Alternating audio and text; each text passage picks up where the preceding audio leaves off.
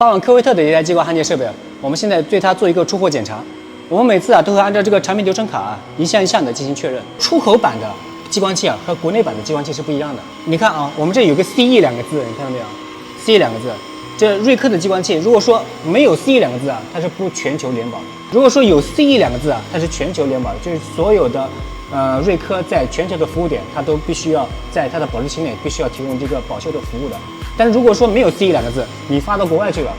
国外的客户如果说出现问题了，来找你，你让那个国外的瑞科的服务点去服务，人家不提供服务，这个比正常的那个国内版的要贵1000多块钱，并不是每一家做出口的都用 CE 版的激光器。